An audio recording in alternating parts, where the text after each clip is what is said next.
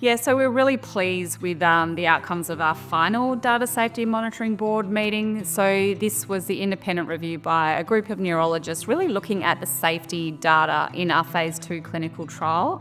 And really pleasingly, they specifically said they had absolutely no safety concerns around the trial as it stands, and so recommended that the trial progress as is, which is always a fantastic tick of approval. This is a safety trial, so it's good to see that obviously we're not having any safety concerns in the trial.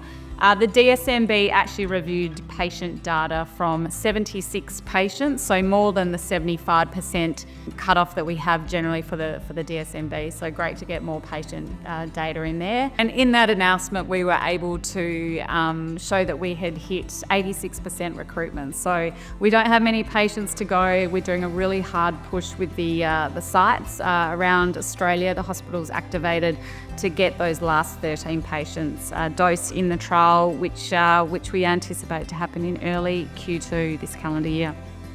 The latest results in traumatic brain injury were from a larger rat study, a preclinical study, really looking at the efficacy of our drug in what's termed a more moderate to severe traumatic brain injury. So this would be akin to a motor vehicle accident or a really heavy knock to the head of a person. So we had previously announced what we called pilot data in a very similar rat study. This was adding more animals to the same type of study, really to scientifically validate the efficacy of our drug in this model. And so really pleasingly, what we showed in this study in some really key biomarkers that we're interested in pursuing in potential clinical trials is the ability for ARG-007 to reduce these biomarker levels back down to normal levels, which is really quite incredible. So really pleased with the results. In this study in particular, what we wanted to do as well was test a key biomarker that is found in the blood following traumatic brain injury. So we know now that this neurofilament light biomarker that we see in the blood of TBI patients is highly elevated in that acute phase, and it's a really good indicator of the severity of the TBI. And so any therapeutic really does need to address reducing this biomarker, and we had really pleasing data in this announcement showing that our drug again reduces that key biomarker down to normal levels, so having a really big impact in this TBI study. So what we're doing now is further progressing preclinical studies in traumatic brain injury in that more moderate to severe TBI, and we're doing a bigger ferret study, which is a larger animal model, again, just to validate the efficacy of the drug in that larger animal model. We hope to have that data out in Q2 this calendar year.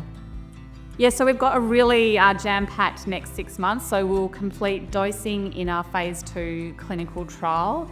We anticipate then from the last patient dose that the top-line data will be reported to the market 4.5 months later. So if we're looking at early Q2 this calendar year for the last patient dose, we're hoping sort of by August, September, we will be able to announce that data to the market. So really big push in the next 6 months with the hospital getting into that sort of database lock territory and getting that data out. So that's really exciting.